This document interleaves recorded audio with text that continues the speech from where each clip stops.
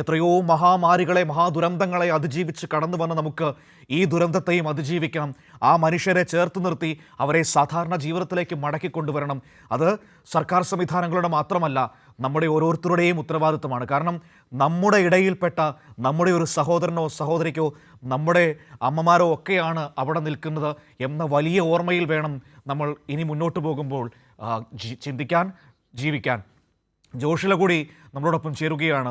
ക്യാമ്പിൽ നിന്നാണ് ജോഷിൽ ചേരുന്നത്, മേപ്പാടിയിലെ ക്യാമ്പിൽ നിന്ന്. ആ ക്യാമ്പിൽ നേരത്തെ മുഖ്യമന്ത്രി പറഞ്ഞതുപോലെ പല കുടുംബങ്ങളിൽ നിന്നുള്ള ആളുകളുണ്ട്. അവർക്കൊന്നും ഒരു വാക്കുകൊണ്ട് പോലും മുറിവേൽക്കാതെ വേണം നമ്മൾ അവിടെ പെരുമാറാനും സംസാരിക്കാനും ഒക്കെ. എല്ലാവിധ സൗകര്യങ്ങളും അവർക്ക് ചെയ്തു കൊടുക്കുന്നുണ്ട്. അവർക്ക് ആവശ്യമുള്ള ആരോഗ്യത്തിനും അവരുടെ ജീവിതത്തിനും ഇപ്പോഴത്തേക്ക് ആവശ്യമുള്ള എല്ലാ കാര്യങ്ങളും നമ്മൾ ഒരുക്കി കൊടുക്കുന്നുണ്ട്. ജോഷില, മേപ്പാടിയിലെ ക്യാമ്പിൽ നിന്നാണ് ജോഷില സംസാരിക്കുന്നത്. ഇപ്പോൾ മറുഭാഗത്ത് തെരച്ചിലിൻ്റെ ദൃശ്യങ്ങളടക്കം നമുക്ക് കാണാൻ കഴിയുന്നുണ്ട്. ഇന്നത്തെ തെരച്ചിൽ ആരംഭിച്ചിരിക്കുകയാണ്. ആ ക്യാമ്പിൽ അവർക്ക് എല്ലാവിധ സൗകര്യങ്ങളും ഉണ്ട് എന്ന് എനിക്കറിയാം. അവിടെയുള്ള മനുഷ്യർ അവർ ഏറ്റവും ദുഃഖത്തിനിടയിലും തങ്ങളെ ചേർത്ത് പിടിക്കുന്ന ഒരു കൂട്ടം മനുഷ്യരുണ്ടല്ലോ ഇവിടെ എന്ന വലിയ ആശ്വാസം അവർക്കും ഉണ്ടാകാം. എന്താണ് ജോഷില പറയാൻ പറ്റുന്നത് അവിടെ നിന്ന്?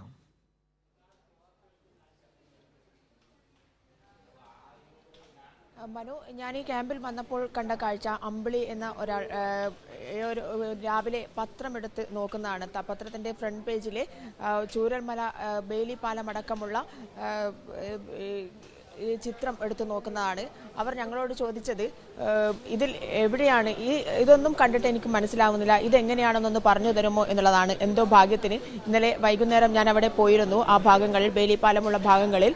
അതുകൊണ്ട് തന്നെ അതിൻ്റെ ചിത്രം ഏകദേശം എനിക്ക് വ്യക്തമായിരുന്നു എന്നുള്ളതുകൊണ്ട് ഞാൻ ഓരോ സ്ഥലം, ഇന്ന സ്ഥലമാണ്, വെള്ളാർമല സ്കൂളാണിത്, ഒലിച്ചുപോയ വെള്ളാർമല സ്കൂളിൻ്റെ ഭാഗമാണിത് എന്ന് പറഞ്ഞപ്പോൾ അവർ തന്നെ സ്പോട്ട് നോക്കി ഓരോന്നായി കണ്ടുപിടിച്ച് പറയുകയായിരുന്നു, ഇത് ഞാൻ നിന്നിരുന്ന വീടാണ് എന്നൊക്കെ തന്നെ. അതിൻ്റെ അർത്ഥം അവർക്ക് പോലും തിരിച്ചറിയാൻ പറ്റാത്ത വിധം ആ സ്ഥലം മാറിപ്പോയിരിക്കുന്നു എന്നുള്ളതാണ്. ഇത് ഇനി തിരിച്ചു കിട്ടുമോ എന്നുള്ള ചോദ്യമാണ് അവർ ഞങ്ങളോട് ചോദിച്ചത്. അവർ ക്യാമ്പിനുള്ളിലേക്ക് കയറിപ്പോയിരിക്കുകയാണ്. എന്തായാലും ആ ഒരു ആശ്വാസത്തിലാണ്. 1 മണിക്കൂർ നേരമായി ഞാൻ ഈ പത്രവും പിടിച്ചിരിക്കുന്നു, എനിക്കൊന്നും മനസ്സിലായില്ല എന്നാണ് അവർ ഞങ്ങളോട് പങ്കുവച്ചത്. എന്തായാലും ആ ഒരു രീതിയിലേക്ക് ചൂരൽമല മാറിയിരിക്കുന്നു എന്നുള്ളതാണ്. അത്രയും മനസ്സിലാവാത്ത വിധത്തിൽ ചൂരൽമലയുടെ ആ ഭാഗങ്ങളൊക്കെ തന്നെ മാറിയിരിക്കുന്നു എന്നുള്ളതാണ് നമുക്ക് മനസ്സിലാക്കാൻ സാധിച്ചത്. ഇവർക്ക് അത്രയേറെ ദുഃഖത്തിൽ നിന്നും പക്ഷേ ഈ ഒരു ക്യാമ്പിൽ വന്നതിന് ശേഷം ക്യാമ്പിൽ ഒരു സമാധാനം ലഭിക്കുന്നുണ്ട് എന്ന് തന്നെയാണ് ക്യാമ്പിലുള്ളവർ നമ്മളോട് പറഞ്ഞിരിക്കുന്നത്. ഏട്ടാ, എന്താണ് ക്യാമ്പ്, എങ്ങനെയുണ്ട്? ക്യാമ്പ് നല്ലതാണ്. കാരണം നമ്മൾ നാട്ടുകാരെല്ലാവരും ഇവിടെ ഉണ്ട്. ആ നഷ്ടപ്പെട്ടതിൻ്റെ ബാക്കിയുള്ള ആൾക്കാരെല്ലാവരും ഇവിടെ ഉണ്ട്.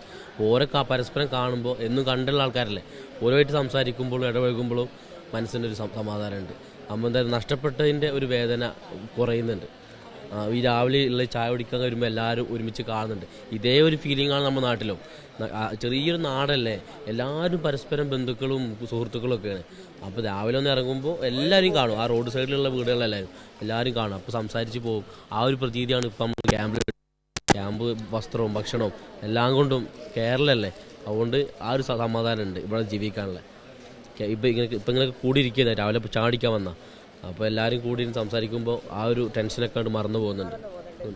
ദിവസം കഴിഞ്ഞു, ആ ഒരു ദുരന്തത്തിന്റെ മുഖത്ത് നിന്നും ഏറെക്കുറെയൊക്കെ വിട്ടുമാറിക്കൊണ്ടിരിക്കുന്നുണ്ട്. എന്നാലും ഉറ്റവരൊക്കെ പോയതിൻ്റെ ഒരു ഉള്ളിലൊരു ഇതുണ്ടെങ്കിലും മൊത്തത്തിൽ ശാന്തമാണ്. ഇപ്പോൾ കുഴപ്പമില്ല. തയ്യാറെടുത്ത് കഴിഞ്ഞു. പിന്നെ പോയത് പോയി, ഈ ബാക്കിയുള്ളതുണ്ടല്ലോ, നമ്മൾ ജീവൻ കിട്ടിയല്ലോ, ആ ഒരു ആശ്വാസത്തിൽ നിൽക്കാം. കുഴപ്പമൊന്നുമില്ല. സൗകര്യങ്ങൾ ഞാൻ ഈ ക്യാമ്പിൽ നിന്നിട്ടില്ല. കുഴപ്പമൊന്നുമില്ല. ഭക്ഷണത്തിനും എല്ലാത്തിനും സുഖം തന്നെയാണ്. പിന്നത്തെ സമാധാനക്കേട് ഇതാണ്, എല്ലാം നഷ്ടപ്പെട്ടു പോയി. വീടില്ല, കുടിയില്ല, അങ്ങനത്തെ ഒരു വേദന ഉണ്ട്. പിന്നെ കൂട്ടം കുടുംബം മരിച്ചുപോയി, ഓല അഡ്രസ്സും ഇല്ല. അങ്ങനെ 10-50 ആളോളം ഞങ്ങളെ കൂട്ടം കുടുംബം തന്നെ പോയിക്കുന്നു. ബെയിലി പാലം പുതുതായിട്ട് നിർമ്മിച്ചിട്ടുണ്ട്. ഇന്നൊന്ന് പോയി നോക്കണമെന്നുണ്ട്. നാടൊന്ന് കാണാനുള്ള ആഗ്രഹം കൊണ്ട് ഇന്ന് പോയി നോക്കുന്നുണ്ട്. പിന്നെ ഇന്ന് പോയാലേ അറിയുള്ളൂ എവിടെയൊക്കെ പോയിക്കണം, എന്തൊക്കെ പോയി. ഞങ്ങളൊക്കെ കടത്തി വിട്ടിട്ടില്ലല്ലോ അങ്ങോട്ട്. അപ്പം ഇന്ന് എല്ലാവരും പോകുന്നുണ്ട് അങ്ങോട്ട്. ബെയിലിപ്പാലം നിർമ്മാണം പൂർത്തിയായതോടുകൂടി ഇന്ന് മറ്റുള്ളവരെ കണ്ടെത്താനുള്ള ഒരു ശ്രമം നടക്കുകയാണ്. ഒരുപാട് പേര് ഇനിയും കിട്ടാണ്ട് അതിൻ്റെ ഉള്ളിൽ നിന്ന്. ഇപ്പോൾ എൻ്റെ ഉപ്പ, വല്യുപ്പ, അവരൊന്നും കിട്ടിയിട്ടില്ല. പിന്നെ അനിയനെ കിട്ടി, ബാക്കി 2 ആൾ കിട്ടിയിട്ടില്ല. അപ്പോൾ ഇന്നൊരു പ്രതീക്ഷ ഉണ്ട് ഇന്ന് കിട്ടുന്നുള്ളത്. പിന്നെ ഇപ്പോൾ ഇത്രയും ദിവസം JCBയും ജിറ്റാച്ചും ഒന്നും അവിടെ എത്തിയിട്ടുണ്ടായിരുന്നില്ല. അപ്പോൾ തെരച്ചിലൊക്കെ ദുഷ്കരമായിരുന്നു. ഇപ്പോൾ ഇന്നിപ്പോൾ ഒരു സമാധാനമുണ്ട്. അപ്പോൾ മരിച്ചവർ എന്തായാലും മരണപ്പെട്ടു. അപ്പോൾ ഒരു ബോഡി കിട്ടി സംസ്കരിച്ചാൽ നമുക്കൊരു ആശ്വാസമാണല്ലോ. അപ്പോൾ ആ ഒരു പ്രതീക്ഷയിലാണ് നിൽക്കുന്നത്. ഇന്നിപ്പോൾ 8 മണിയോടെ അവിടെ ബോഡികളൊക്കെ എത്തും എന്നൊക്കെ പറയുന്നത്. തെരച്ചിൽ തുടങ്ങിയിട്ടുണ്ട്. അപ്പോൾ അങ്ങോട്ട് പോകാനുള്ളൊരു തയ്യാറെടുപ്പിലാണ് ഇപ്പോൾ ഉള്ളത്. ആദ്യത്തെ വിഭാഗം തെരച്ചിൽ അവിടെ ആരംഭിച്ചു. ഓക്കെ, അത് സമാധാനമുണ്ട്. ഒന്ന് അറിഞ്ഞിപ്പോൾ ന്യൂസിൽ കേട്ടുകൊണ്ടിരിക്കുകയാണ്. അപ്പോൾ ഞാൻ അങ്ങോട്ട് പോകാനുള്ളൊരു തയ്യാറെടുപ്പിലാണ് ബോഡി വരുന്ന സ്ഥലത്തേക്ക്. എന്താ പറയാ?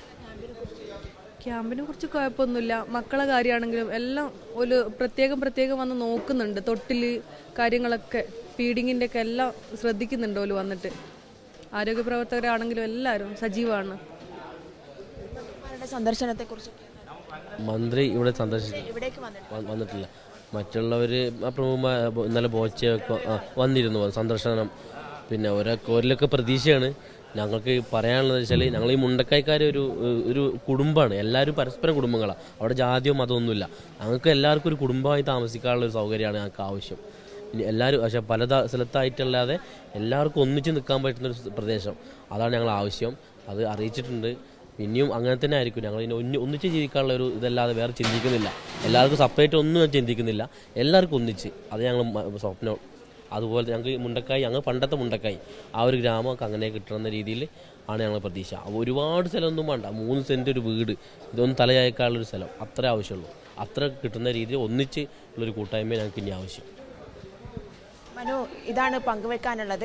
ഞങ്ങൾ കൂടുതൽ ആളുകളിലേക്ക് പോകുന്നില്ല. കാരണം മുഖ്യമന്ത്രി പോലും ഇന്നലെ പറഞ്ഞ കാര്യം, മറ്റുള്ള ക്യാമ്പിലുള്ള ആളുകൾക്ക് ഒരു തരത്തിലും ബുദ്ധിമുട്ടുണ്ടാകരുത്, മാനസികമായി അവരെ തകർക്കുന്ന വാക്കുകൾ പോലും പറയരുത് എന്നുള്ളത് തന്നെയാണ്. അതുകൊണ്ട് തന്നെ നമ്മൾ കണ്ട കുടുംബം എന്ന് പറയുന്നത് കുറച്ചുകൂടെ മാനസികമായി കഴിയുമ്പോൾ അവർക്ക് വലിയൊരു ആശ്വാസം കിട്ടുന്നുണ്ടെന്ന് തോന്നുന്നു. അവരുടെ വേദനകളൊക്കെ ഒന്ന് പങ്കുവയ്ക്കുമ്പോൾ ഇപ്പോൾ അവർ പറഞ്ഞില്ലേ, ഞങ്ങളെല്ലാവരും കൂടിയിരുന്ന് സംസാരിക്കുമ്പോൾ കുറേയൊക്കെ മറക്കാൻ ഞങ്ങൾക്ക് കഴിയുന്നുണ്ട് എന്ന്.